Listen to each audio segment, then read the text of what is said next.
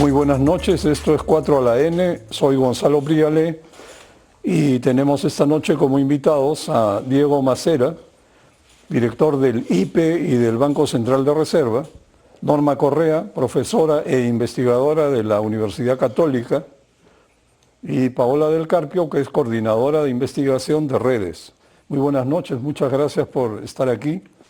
Vamos a hablar esta noche básicamente en base a dos informes recientes, uno del Banco Mundial y otro del INEI, que han revelado que la pobreza en el Perú aumentó en el 2022 y que sobre todo ha subido a nivel urbano. Bueno, el hecho es que entre el 2004 y el 2019 la pobreza en el Perú cayó de 60% a 20%. Eso es un gran logro, reconocido por todo el mundo. Según el Banco Mundial, esta mejora se explicó en un 85% por el crecimiento económico. Pero la pandemia nos ha traído un fuerte retroceso. Según INEI, desde el 2019 la pobreza rural sigue en 41%, mientras que la pobreza urbana subió de casi 15% a 24%.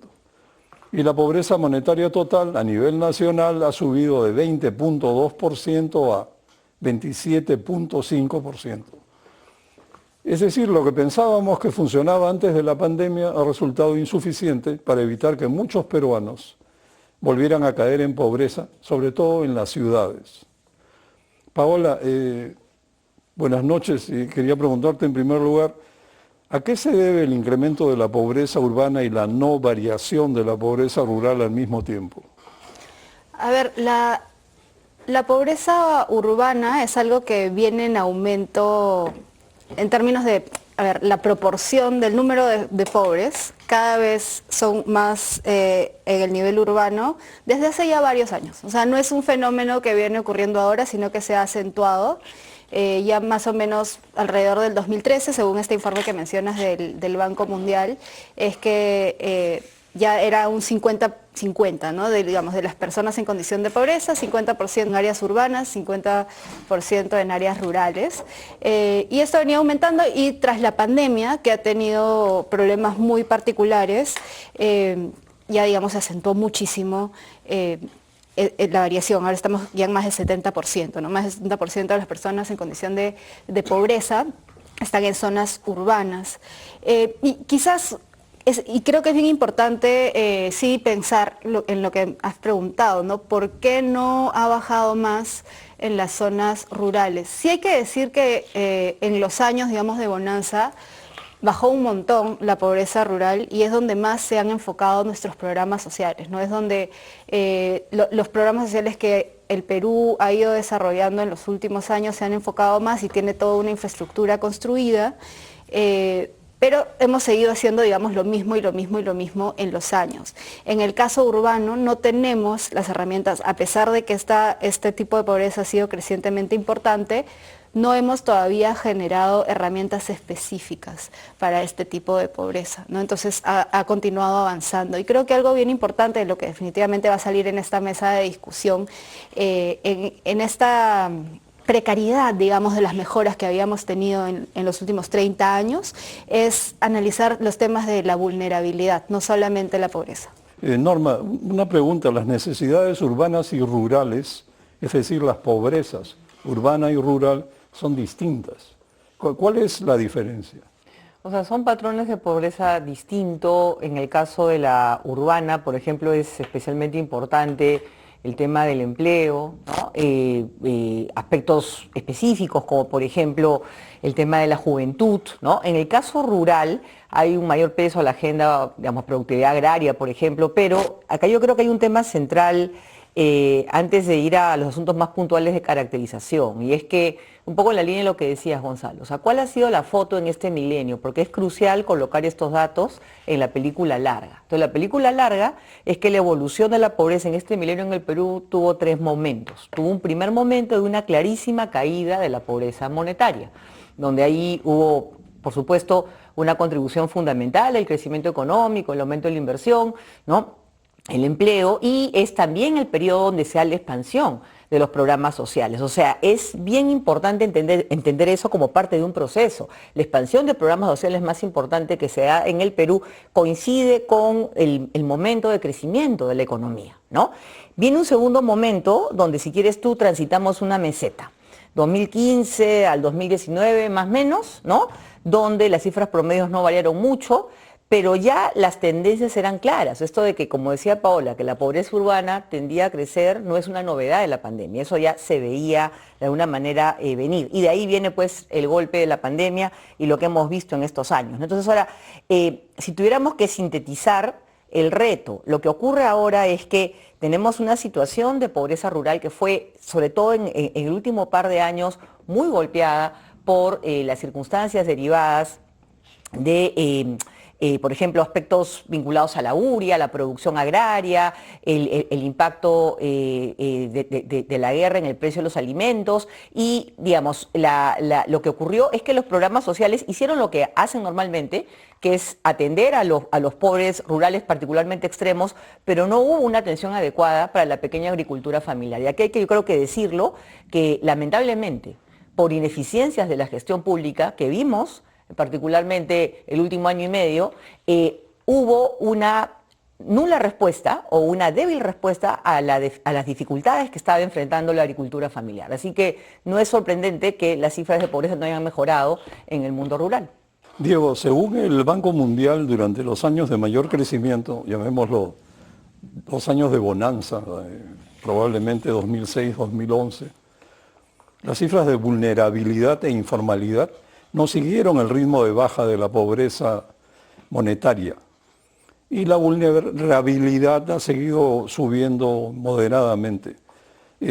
¿Cómo es esto de vulnerabilidad? ¿Cuánto mide? ¿Cómo es que la gente se mueve entre pobreza, vulnerabilidad, clase media? Depende a quién le preguntes, no hay una definición exacta de quién es vulnerable, clase media, pobre, dependiendo de si es el parámetro del Banco Mundial, ¿no? Si es el parámetro del INEI, pero en general lo que ha venido sucediendo es, claro, la pobreza se redujo más o menos 40 puntos porcentuales en cifras del INEI durante los últimos 20 años, ¿no? Hasta el 2019, ¿no? De ahí viene la pandemia y lo que ya conocemos. Muchas de estas personas, no, la gran mayoría, entraron a lo que se conoce como población vulnerable, ¿no? La definición más o menos estándar es que si cualquiera de las familias en esta condición de vulnerabilidad ante la presencia de un shock, ante la presencia de un evento externo, ¿no? Una pérdida de trabajo de uno de los padres, una enfermedad, algo por el estilo, o un evento climático, pueden regresar a condición de pobreza, ¿no? Esa es la definición más o menos estándar. Entonces lo que ha venido pasando es la buena parte, la gran mayoría de la población que estaba en condición de pobreza pasó a estar en condición de vulnerabilidad, es decir, mejoraron sus ingresos, ¿no? Eso es lo principal, mejoraron sus ingresos. Y buena parte de los que estaban en condición de vulnerabilidad hace 20 años, con el proceso de crecimiento económico, pasaron a ser clase media o en definición del Banco Mundial o del BID, o no pobre en definición del INEI. ¿No? Entonces hay un crecimiento, hay una progresión entre, ¿no? Población que estaba en posición de pobreza que pasa a vulnerabilidad y población que estaba en situación de vulnerabilidad que pasa a clase media como consecuencia principalmente del crecimiento económico, y eso es lo que hay que reflejar. Bueno, entiendo que hay cifras, digamos, vulnerable está en términos de ingreso diario en aprox 7 a 14 dólares por día por persona. 6.75 dólares por persona por día en paridad de poder de compra, hasta 14 dólares por persona. Digamos, tomando una media, es alrededor de 4.000 soles al mes, sí. 4.000 y pico al mes para una familia, eres vulnerable. Sí, y el punto importante acá es que esto, y él hace el informe, además el Banco Mundial en esto, es que no solamente es un tema económico, ¿no? Sino también hay todo un ecosistema alrededor de servicios públicos, que al final lo que tú quieres es mejor calidad de vida para las personas, ¿no? Y eso es, además de mejores ingresos, ¿no? Es también, ¿no? Acceso adecuado a redes de protección social, es acceso a salud, educación, agua, etcétera, etcétera, ¿no? Y quizá este es el espacio donde donde menos hemos podido avanzar a pesar del crecimiento económico de los últimos 20 años, y tiene que ver principalmente con una deficiente gestión del Estado. Sí, pues eso es siempre crucial. Paola, reactivar la actividad económica es clave. En eso creo que todo el mundo está de acuerdo, todos estamos de acuerdo, pero no hay duda que el crecimiento elevado, sostenido, es necesario e imprescindible, pero sin embargo la experiencia nos enseña que no parece suficiente para la reducción estable de la pobreza, pese a los programas de alivio en curso. ¿Cómo ves esto? Creo que lo que has dicho es bien importante, ¿no? Porque muchas veces nos perdemos en esta discusión de que si es necesario, si es suficiente. Y creo que todos tenemos muy claro que necesario es. O sea, si la economía no crece, no se generan las condiciones ni los puestos de trabajo para que las familias puedan tener ingresos, acceder a servicios, vivir adecuadamente. Eso sin duda. Pero por otro lado, claro, lo que se dice es, bueno, y la pandemia nos mostró que tal vez no era suficiente, ¿no? Es suficiente en términos de que, bueno, cuando hablamos de pobreza estamos hablando definitivamente de ingreso, de gasto, y la pobreza se va a reducir cuando tengas un crecimiento económico elevado, y eso está muy bien, pero hay que sostener esta reducción, hay que asegurar que las personas que se gradúan o que salen de la pobreza tengan el acceso a los servicios básicos que necesitan para no mantenerse en la precariedad en que se han mantenido tantos ciudadanos, y que cuando tuviste la pandemia como la tuvimos, con el nivel de informalidad que teníamos, pues si uno ve cómo evolucionaron la población ocupada en Perú versus otros países de la región, Colombia, Chile, sin irnos muy lejos, o sea, la caída fue dramáticamente más elevada, ¿no? Entonces, el crecimiento por sí mismo, sin la acción paralela de un Estado que brinde esos servicios públicos, que permitan las condiciones para que ese crecimiento sea afianzado y se genere el bienestar para todos, pues es difícil que las condiciones se sostengan cuando venga un choque tan grande como pues la pandemia que hemos tenido. Exacto, ¿no? Claro, ¿cómo podría ser el crecimiento suficiente si al lado de esto está una gestión del gasto por el Estado que es nula? La corrupción impera en la ejecución de obras para cerrar brechas sociales, pero también en los mismos programas sociales. Es algo que creo que pasa bajo el radar, ¿no? Y también pues no es posible llegar a los más necesitados si no están empadronados ni bancarizados. ¿Cómo ves eso, Norma? Mire, el tema yo creo que acá hay un asunto también de cambio de chip, que es un cambio de chip pendiente hace mucho tiempo en el Perú, que es que si nosotros queremos avanzar en una reducción de la pobreza sostenida, y que más allá de mejorar en cifras, le brinde calidad de vida a las personas, como señala Diego, que restituya dignidad a los ciudadanos, tenemos que entender que esto no se hace solo con programas sociales. Los programas sociales tienen un rol central, y sobre eso vuelvo en un minuto. Acá necesitamos que haya un complemento desde el lado de la agenda económica productiva serio, y eso va más allá de reconocer el papel fundamental del crecimiento. Por ejemplo, ¿cuál es la contribución, la apuesta, la propuesta que tiene el Midagri, el Ministerio de Agricultura, Produce, ¿no?, por mencionar un par, o el propio Ministerio de Economía, para complementar lo que ha hecho la política social con sus fortalezas y sus debilidades? Yo creo que ya es momento de tener muy clara esa respuesta, porque este tipo de situación ya con programas sociales no se resolvía antes de la pandemia y menos después, ¿no? Entonces, en ese orden de ideas, donde necesitamos una acción más ordenada, más integral del Estado frente a esta agenda de superación de pobreza, que tiene una ruta productiva y tiene una ruta social, aterrizamos al mundo de los programas sociales. ¿Okay? Los programas sociales en el Perú han venido profesionalizándose en el transcurso de este milenio. Yo, por cuestiones de mi trabajo, he tenido la oportunidad de verlos operar en Costa de Sierra y Selva. Son programas que a nivel de diseño están bastante bien armados. El asunto es que tienen las coberturas que permiten sus presupuestos y en función también a su público objetivo. Nosotros, digamos, los más grandes son Caliwarma, que es asistencia alimentaria escolar, y las transferencias monetarias, ¿no? Que es Juntos y Pensión 65, que son programas ya establecidos. Hay otros programas, digamos, más chicos en operaciones, pero que tienen presencia territorial, ¿no? Por ejemplo, todo lo que es FONCODES, Discapacidad también. ¿no? Discapacidad también. ¿Cómo se llama? Contigo, ¿no? Sí. Que es más chico, Cuna Más, ¿no? Ya, ok. Entonces, ¿qué pasa? Yo creo que a los programas podemos pedirles mejoras, sí, podemos pedirles mejoras en implementación, podemos pedir eventualmente algunas expansiones de cobertura, pero el asunto es que estos programas han sido conceptualizados, la mayoría de ellos, para entornos rurales, ¿no? Y eso tenía, digamos, una razón respondiendo al momento histórico en que fueron creados. Ahora, la cosa ha cambiado, tenemos la pobreza urbana y lo que ocurre es que en la gestión pública no hay respuestas claras cómo enfrentar este asunto, ¿no?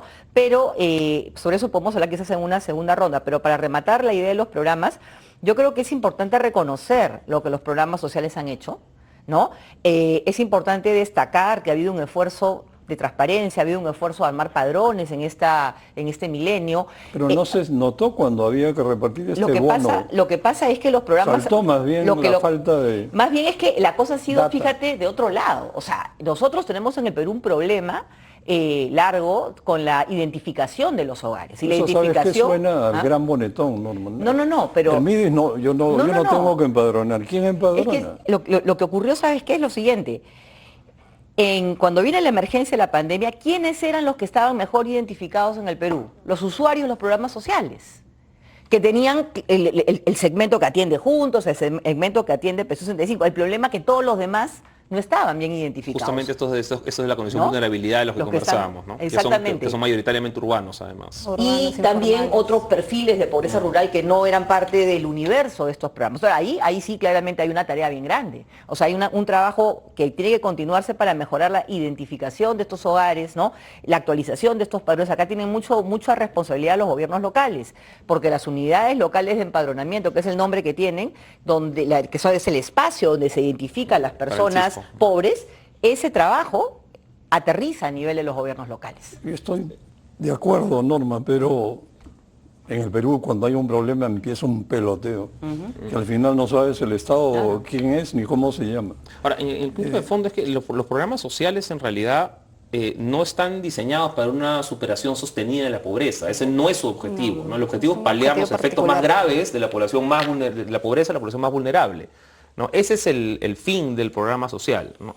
Si uno habla de superación sostenida de la pobreza, no hay otra forma que mejor empleo, ¿ya? La única manera es mejor empleo y la única manera de generar mejor empleo es con mayor crecimiento. O sea, y eso es, por eso ya varios analistas, antes de que salieran las cifras del INEI, anticipaban que la pobreza durante el 2022 habría subido porque el crecimiento estuvo por debajo del 3%.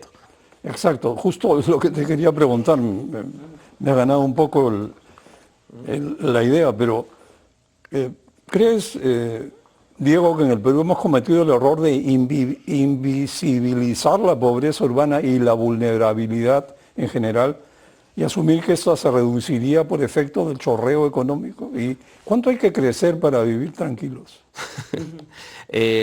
A ver, históricamente la pobreza ha sido un fenómeno más serio en áreas rurales, ¿no? Entonces eso es, digamos, tradicionalmente lo que hay en la cabeza de la gran mayoría de peruanos y es perfectamente comprensible, ¿no? Y de hecho todavía la pobreza más grave, la extrema, tiene mucha incidencia en áreas rurales muy apartadas. Ahí tienes que tener una política distinta de la que tienes en zonas urbanas, ¿no? Con mayor acceso a mercados, conectividad, etcétera. Eso es otra cosa.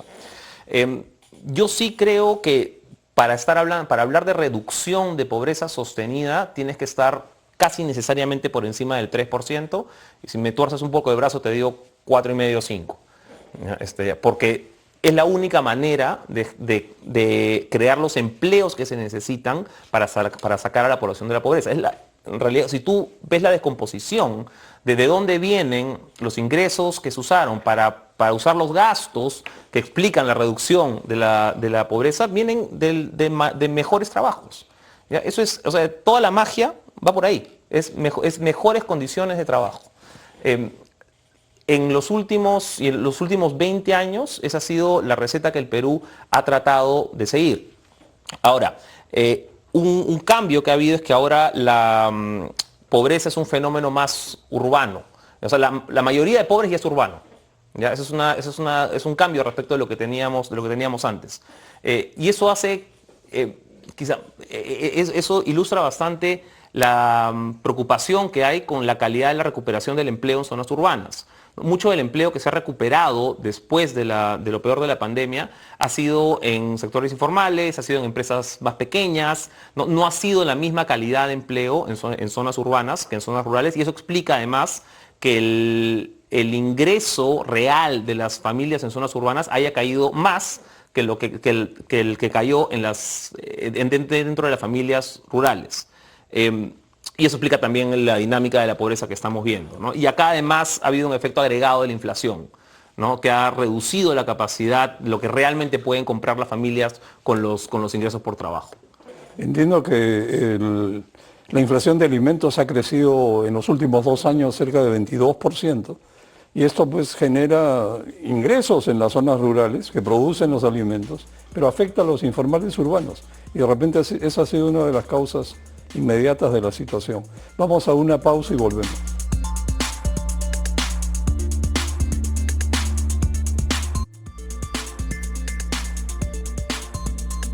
Bueno, estamos de vuelta y hemos encontrado que no hay herramientas para focalizar la ayuda a los pobres urbanos vulnerables o a los vulnerables que retrocedieron y no estaban en el radar porque el foco estaba en los programas rurales.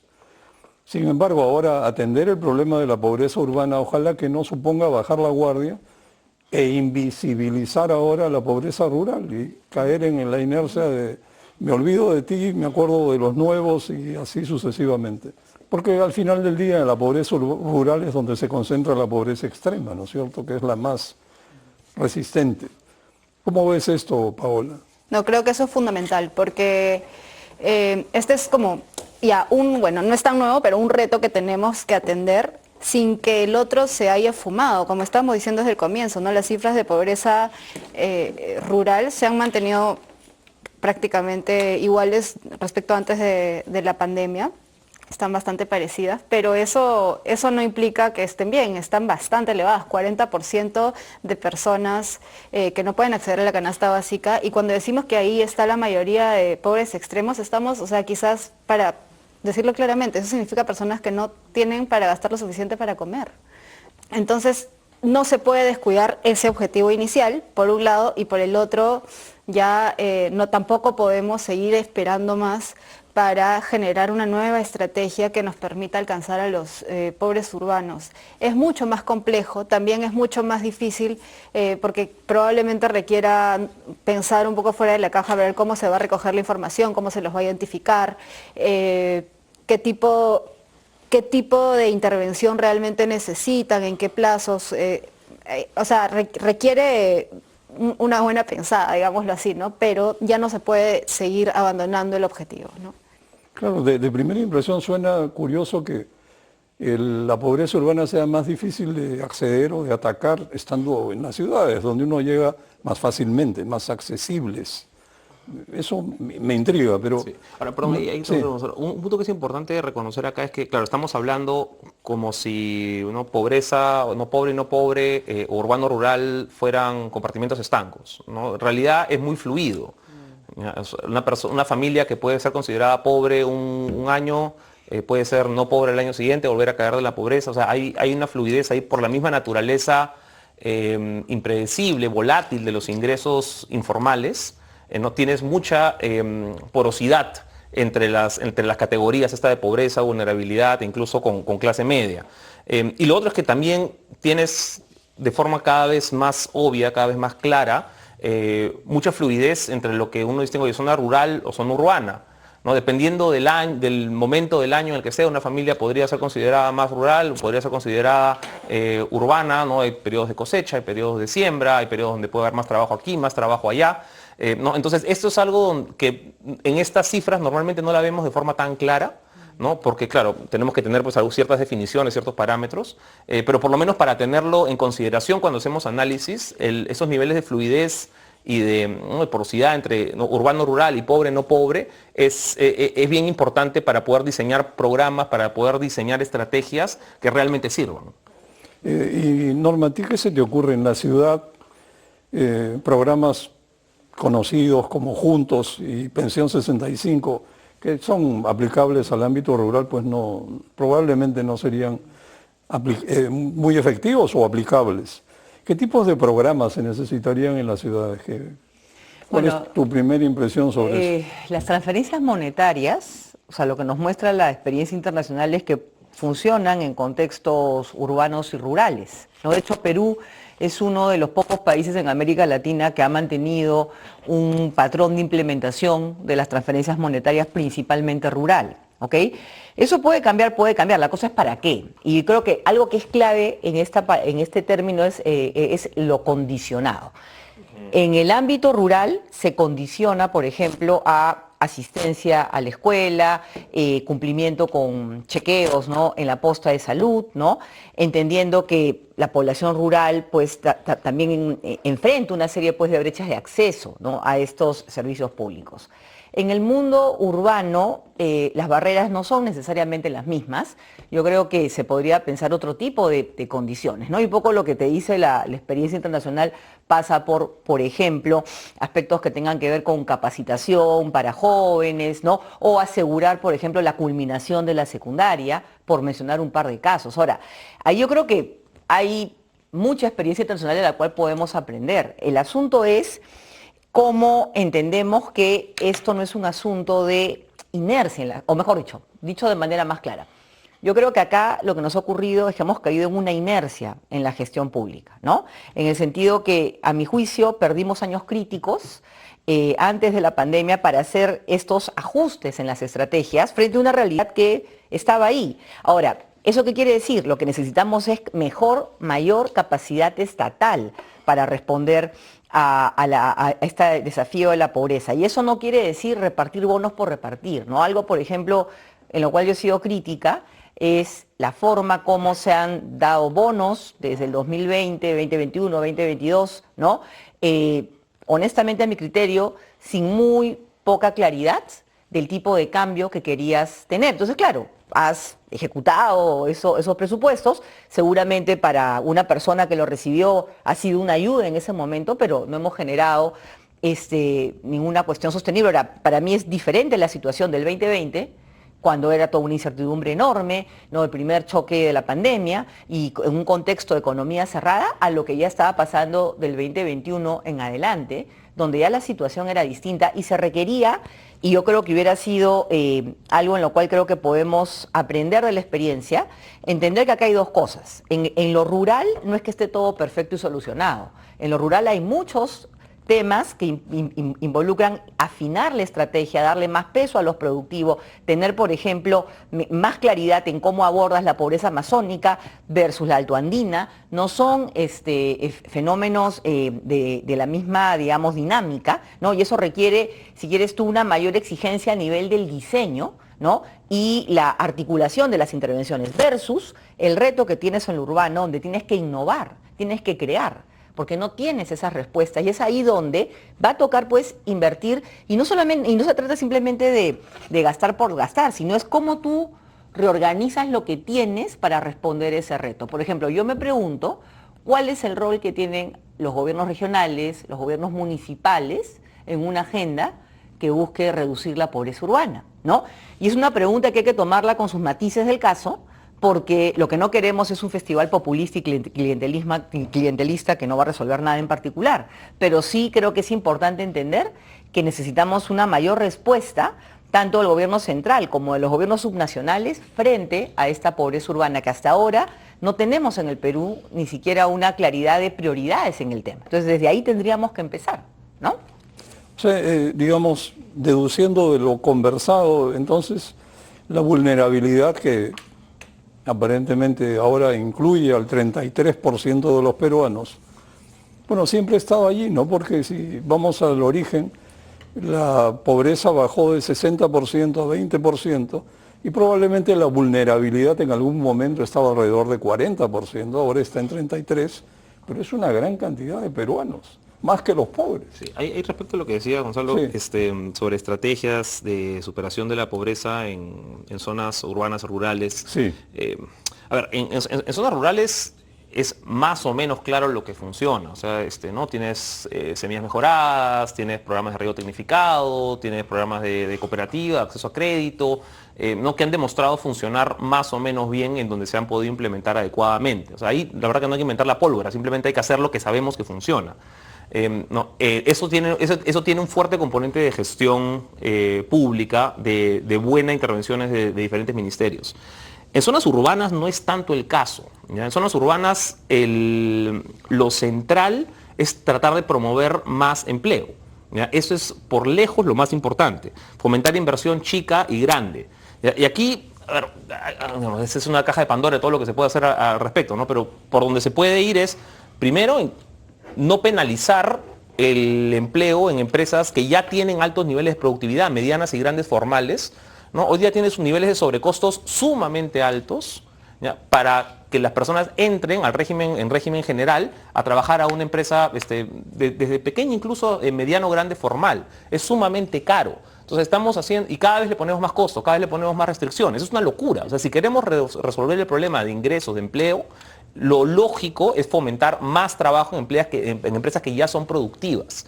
Y para las empresas que son más chicas, o sea, lo que no podemos tener tampoco es un sistema laboral, tributario, en el que penalizamos a las empresas, a las MIPES informales que quieren crecer y formalizarse.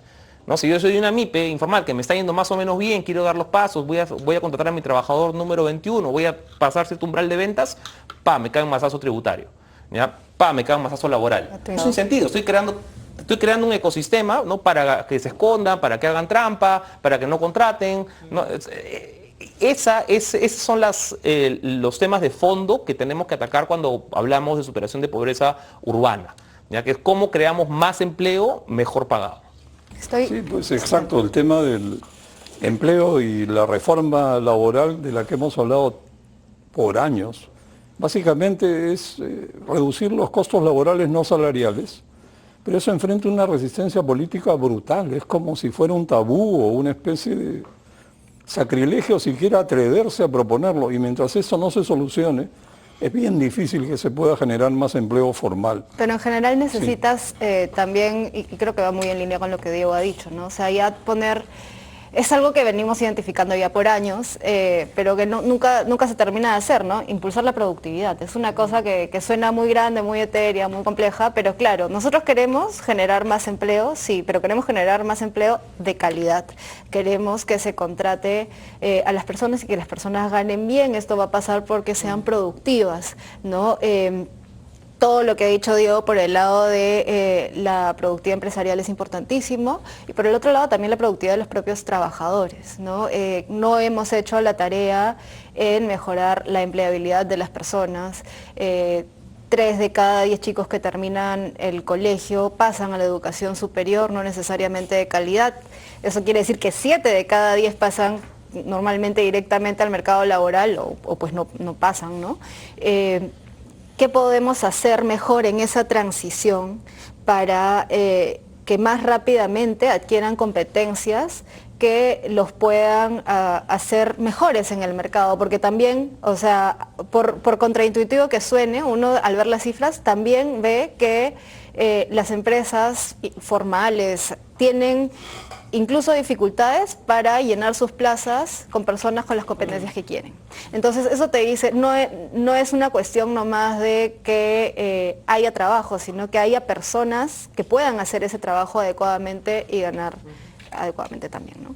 Sí, es un problema tremendo. Y en esa línea, si me permites, ¿no? En temas de productividad de empleo, yo creo que también es, por ejemplo, colocar a toda la agenda educativa en clave con esta conversación.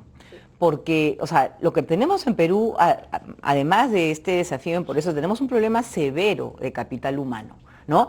Y una expresión muy dura es precisamente todas estas brechas educativas que sancionan de manera muy dura a los niños y adolescentes rurales, pero también a nivel nacional. Por ejemplo, en este último informe del INEI, donde se evidencia que 1 de cada 3 niños en el Perú de 6 a 11 años tiene atraso escolar. Entonces, ¿qué ocurre?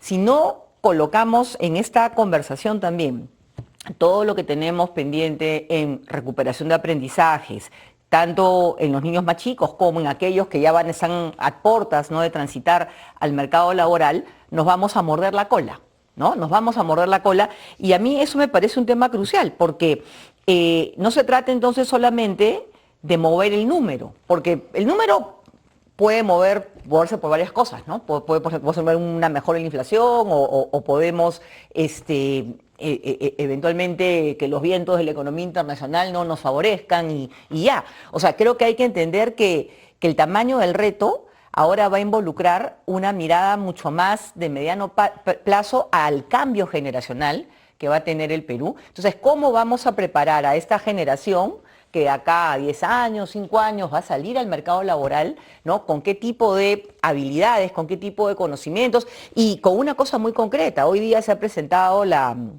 ENDES, que es la encuesta demográfica y salud, y es alarmante. Por ejemplo, la desnutrición crónica promedio en el Perú, 11.7% a nivel nacional en menores de 5 años, porcentaje que se eleva hasta 29.9% en Huancavelica, 21.9% en Loreto. O sea, es un tema real y que tiene que ver también con el asunto de la crisis alimentaria. Entonces, conforme vamos avanzando, vemos que hay mayores dimensiones en el problema, pero creo que nuestro cable a tierra en toda esta discusión debe ser que hoy el problema del hambre en el Perú se ha incrementado.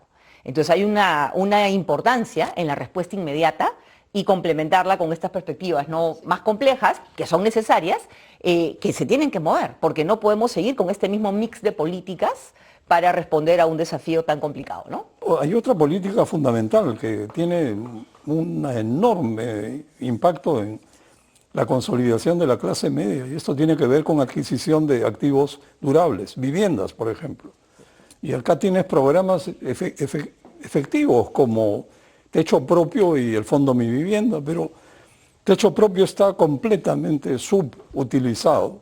El 70% de las viviendas en el Perú son urbanos, se autoconstruyen, y sin embargo el acceso a créditos para techo propio es tan limitado, sobre todo porque quien lo necesita ese crédito son informales. Entonces, para una entidad crediticia, pues ¿cómo calificas la capacidad de pago de estos informales que sin embargo tú los ves? Cada vez que pasas, cuando vas a la playa, ves las casas que van avanzando. Primer piso, segundo piso, de repente no están con las paredes tarrajeadas, pero evidentemente están avanzando. Y eso no lo apoya el Estado. ¿Cómo ves esto, Diego? Sí, o sea, hay de todas maneras una agenda pendiente en vivienda social, ¿no? Y que, así como tantas otras cosas, no se ha avanzado lo suficiente en los últimos, o sea, se ha ralentizado el último año y medio, ya no venía avanzando también los últimos, vamos a decir, 5 o 6. Ahora, si me dijeras, oye, ¿a dónde están las balas? ¿A dónde hay que poner las balas en superación de pobreza en términos de infraestructura del hogar? Yo priorizaría saneamiento. Agua, acceso a agua y saneamiento. De repente es lo más urgente que tenemos hoy. O sea, de nuevo, hablando de infraestructura del hogar, se ha avanzado mucho en términos de electrificación, ¿no? Electrificación es una de las cosas digamos, las mejores historias que tenemos para contar, ¿no? Telefonía con nueva tecnología, ya casi todo el mundo está con un celular de un modo u otro. Donde está la brecha más grave probablemente es en el caso de agua y saneamiento. O sea, digamos, si yo tuviera que poner las balas, entonces en un programa relacionado a calidad de vivienda e infraestructura, ese es el que habría que atacar. Pero como para poner un ejemplo en lo que acaba de decir Diego, que creo que es clave, ¿no? Por ejemplo, y a veces las cifras también esconden cosas. En Piura, que ahorita tiene un problema de dengue gravísimo, y que con todo lo que ha venido pasando, pues eso lo complica más. Tienes el 87% de los hogares tienen acceso a agua en el hogar, agua bueno. Pero ni el 15% tiene acceso a agua a las 24 horas, ¿no? Entonces, sí es grave, pues, porque ¿cómo vamos a pedirle a esos hogares que no almacenen agua? En pleno problema de la calidad del agua. Y luego tienes el problema de la calidad del agua. No solamente las horas, sino calidad. Entonces sí es una agenda que es importantísima para poder vencer problemas. Y luego cómo se cruza esto, el tema de saneamiento, sobre todo de calidad de agua, con enfermedades diarreicas y problemas de desnutrición en los niños, ¿no? Entonces ese es un círculo vicioso que es importantísimo cerrar. Y eso sí depende exclusivamente de una tarea eficiente de gestión pública. Exacto. Bueno, vamos a una pausa y volvemos.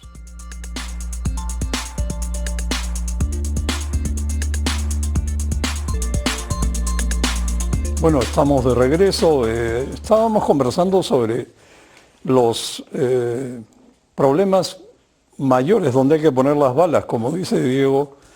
Ahora, claro, las balas 1 podría ir a el tema del agua y la bala 2 al tema de techo propio, que es, yo diría, algo que es tan necesario, porque eso sí que te, como familia emergente que está entrando a la clase media, eso te, ¿cómo te puedo decir? Te consolida de facto, porque tú tienes que terminar esa casa, es tu sueño. Y la gente vive por sus sueños. Bueno, volviendo al tema del agua, yo agregaría que lamentablemente en el Perú hay una especie de rechazo político, ideológico a la participación privada en el suministro de agua. No se ha hecho ninguna experiencia con APPs, por ejemplo. Y para poner el ejemplo de Lima solamente, si Lima se dividiera en 3 porciones, digamos, Lima Sur, Lima Centro, Lima Norte, tienen suficiente escala, tamaño de población, para poner en marcha contratos de largo plazo, 30 años o más, de gestión e inversiones, gerencia e inversiones. No estás vendiendo el agua, no le estás dando el agua al privado para que haga negocio, sino que lo estás contratando para que gerencie e invierta dentro de un programa de mediano plazo, con metas para bajar tarifas y para llegar a la cobertura total, que básicamente siempre es 97, 98%. No existe el 100%. ¿Y esto cómo no va a traer baja de tarifas si ahora el 50% del agua que se despacha se pierde? De lo que llega a los domicilios, la mitad se factura y se cobra. Entonces una empresa como Sedapal despacha 100 litros, cobra 25. ¿Cómo puede vivir así? ¿Y cómo esperan que pueda dar algún fruto?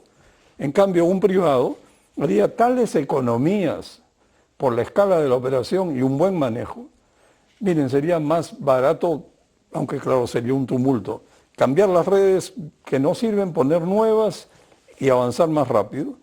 Pero hay otro problema detrás de esto, y acá termino porque no quiero extenderme, la forma en que se ocupa y se forma la ocupación del terreno urbano en las ciudades.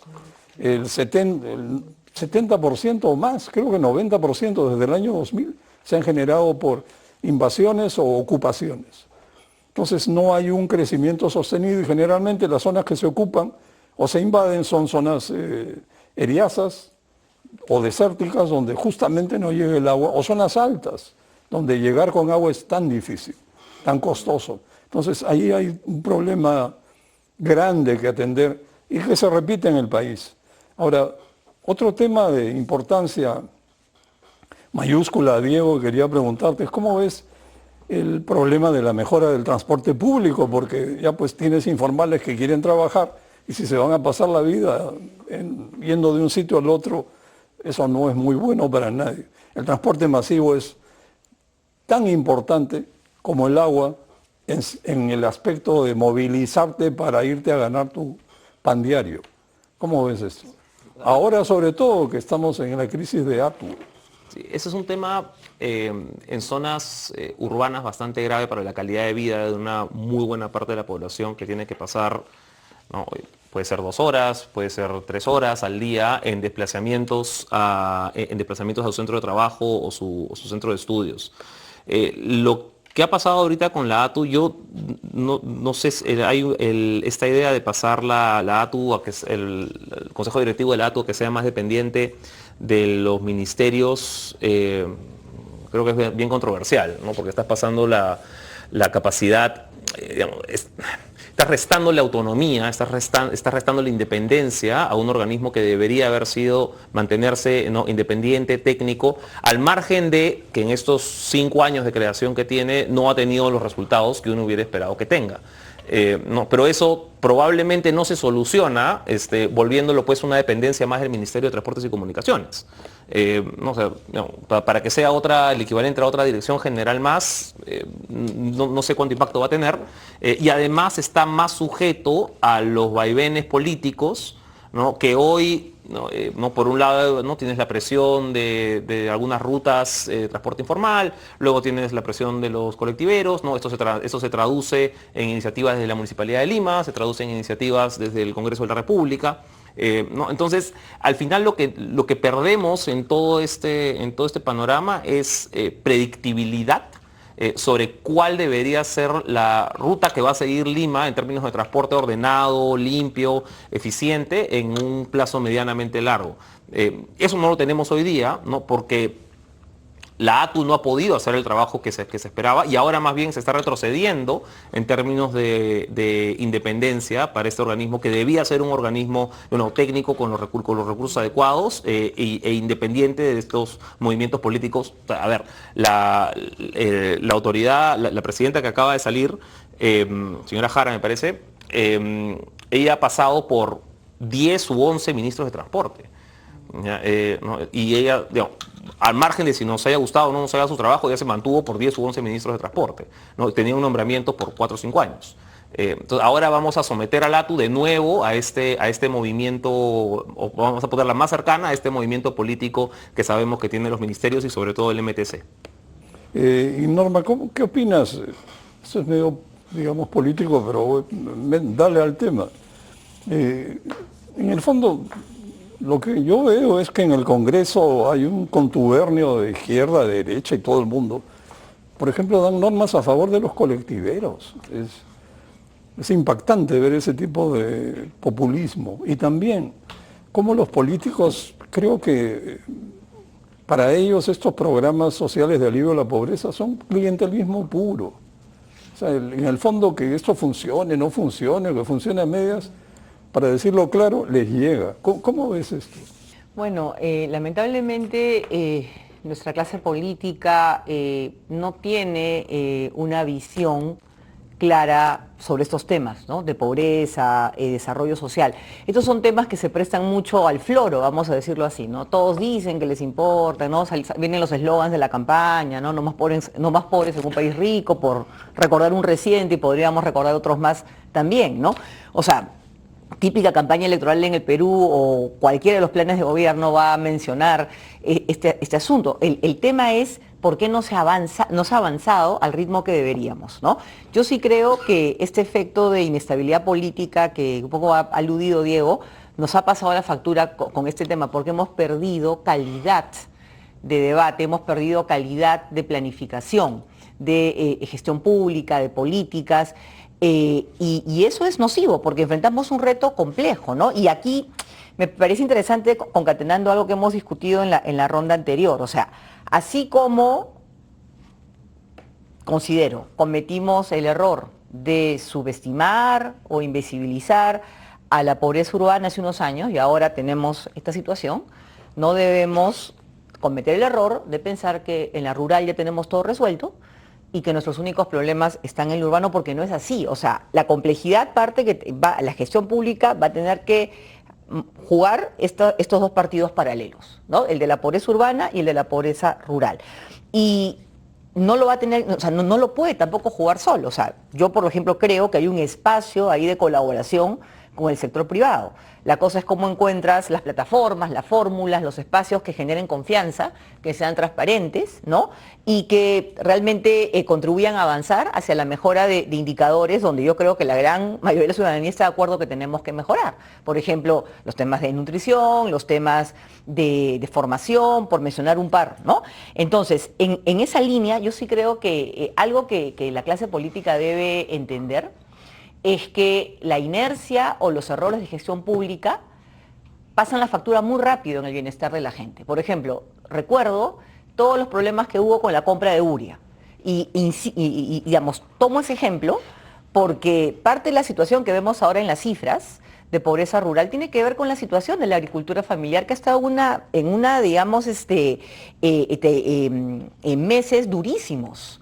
Y la verdad ha sido es que no han recibido la asistencia oportuna. Entonces han estado los agricultores familiares, de cuyo trabajo depende lo que llega a nuestras mesas, no totalmente, pero parte importante de lo que llevas a las mesas del Perú viene del trabajo de los agricultores familiares enfrentando una situación muy complicada en su producción y no se pudo llegar a asistirlos oportunamente por trabas en gestión pública perfectamente atendibles. Entonces, ese tipo de situaciones, indistintamente del tinte político, ¿no?, ya no se pueden tolerar en el Perú. Entonces, ¿qué pasa? Yo creo que la clase política no solamente está siendo poco clara, por decirlo de una manera elegante, en sus prioridades sobre estos temas, sino que además creo que es hasta a veces displicente, ¿no?, con este tipo de situaciones de gestión pública que el Perú ya no, o sea, el Perú ya no puede darse el lujo de tener estas situaciones, porque la situación social está muy complicada, ¿no?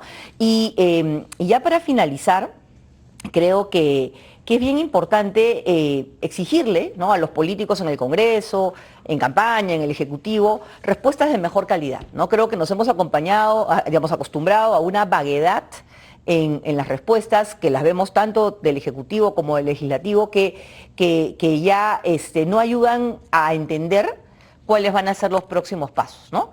Y repito, acá ya estamos en una carrera contra el tiempo, ¿no? Y para mencionar un asunto que me parece clave destacar, estos temas climáticos, cómo la situación climática afecta a las economías domésticas, es un tema que nos tenemos que tomar más en serio, más aún a la luz de lo que ha ocurrido en la costa, ¿no?, en estos últimos meses, y cuyas consecuencias la veremos en la próxima medición de pobreza.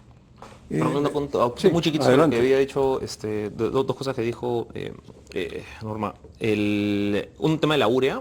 En realidad, parte del problema fue que, claro, el gobierno dijo que iba a comprar, no sé cuántas se cayeron, 4 licitaciones, y en ese momento muchos de los privados importadores no compraron porque el gobierno iba a comprar y lo iba a vender más barato, ¿no? Entonces, no pasó ni uno ni lo otro, ¿no? Yo importador no voy a traer la urea porque ya el gobierno la va a traer y al final el gobierno no la trae.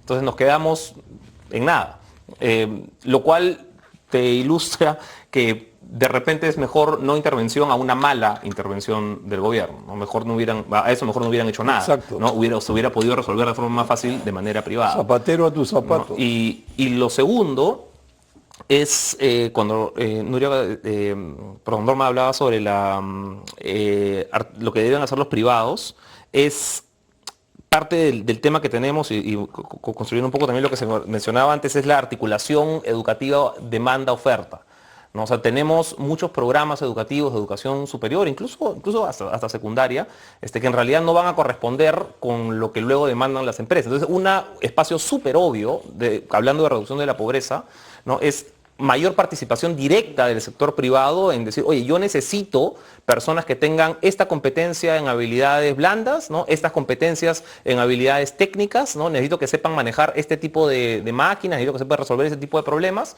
de modo que las personas salgan ya desde el último año, desde los últimos 2 años, con competencias suficientes para integrarse en una empresa formal, mediana, grande, que sea suficientemente productiva, ¿no? Ese espacio de articulación es obvio, ¿ya? Y no hay algunos esfuerzos, pero no hay una sistematización suficientemente grande, ¿no?, como para que haga una diferencia sustancial en estos 300.000 jóvenes que salen todos los años a buscar un trabajo. Sí, es un problema que tenemos además identificado de años, ¿no? Como dice Diego, o sea, se ha intentado poner ese instrumento donde sientas a las 3 partes, el privado, el Ministerio de Trabajo, el Ministerio de Educación, para hacer ese match y no se logra, ¿no? Y yo solamente ya para terminar, porque sé que estamos contra el tiempo. En esa misma línea, ¿se puede generar espacios para la colaboración público-privada? Sí, yo creo que sí, por supuesto. ¿Y por qué no se hace? O sea, nomás la articulación dentro del Estado es bien compleja, ¿no? O sea, esto de decir trabajo y educación, ponerse a conversar, ponerse de acuerdo cuál es la regla final, es compleja. Involucrar al privado también es complejo, pero hay que hacerlo. O sea, es una complejidad que hay que asumir. Había esto que se crearon los consejos de competencias, creo que se llamaban, pero no se impulsaron, pues, ¿no? Se hizo, creo, un piloto y no sé bien en qué quedaron, ¿no? Pero sí hay que impulsar este tipo de iniciativas para poder impulsar nuestra productividad, no hay otra forma. Ahora, muy brevemente, para cerrar, Diego, una pregunta bastante ingenua. Se ha hablado tanto de una nueva constitución para transformar el país. ¿Una nueva constitución tendría una vela en este problema? ¿Algo que aportar? ¿Para qué serviría? O sea, los problemas de verdad, en el 90% de los casos que hemos mencionado en esta hora, están mucho más relacionados a gestión pública. Y poner algo en un papel no hace que mágicamente el Ministerio de Transporte sea más eficiente o que aparezcan tuberías o que no, eso no tiene nada que ver. Y de hecho muchas de las cosas que algunos piden que estén en la Constitución, una nueva Constitución teórica, de hecho ya están en la Constitución actual, ¿no? Si uno habla de derecho al trabajo, promoción de la agricultura, derecho a la salud, derecho a la educación, ¿no? Todo eso ya está en la actual Constitución. Pero el hecho de que yo diga, oye, hay derecho a educación, no hace que mágicamente aparezcan pues, profesores capacitados y escuelas correctamente equipadas. No, eso no sucede, eso es parte de la gestión pública. De hecho, yo creo que muchos de los problemas ni siquiera pasan por más leyes. ¿Ya? Las leyes para un lado o para el otro, pero que ya están, son las que tenemos y tenemos que trabajar con ellas. Hay unos espacios que se tienen que mejorar de todas maneras. Creo, por ejemplo, el tema de pensiones, de todas maneras necesitas una reforma ahí. Pero creo que no necesitas tantas leyes más para mejorar espacios muy obvios en educación, en salud, ¿no? Incluso en infraestructura, ¿no? Aplicando correctamente el marco que ya tienes, descentralización, ni siquiera, y es argumentable también, aplicando el marco legal que ya tienes, deberías poder hacer las cosas muchísimo mejor, ¿ya? Pero ahí hay un tema de reforma del Estado, pues que tenemos pendiente con un servicio civil mejor capacitado. Bueno, para concluir, porque se nos acabó el tiempo, me parece medio irónico que la misma izquierda que estuvo pidiendo una nueva constitución refundacional para transformarlo todo, lo que hace cuando llega al poder es desaparecer a la clase media, empobrecer a la mayor parte de la población, prácticamente a todos, como ha sucedido en países vecinos.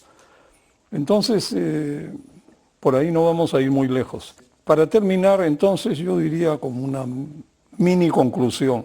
Nos hace falta confianza para que haya más inversión privada. La inversión pública no camina. Y para que la pobreza se reduzca y se mantenga cada vez más baja, necesitamos crecimiento continuo y mejores servicios públicos. Entonces, estas son fórmulas que están sobre la mesa, pero como comentó Norma, a los políticos parece que no les interesa entender este tipo de enfoque. Bueno, muchísimas gracias a ustedes, Norma, Diego y Paola, y hasta la próxima.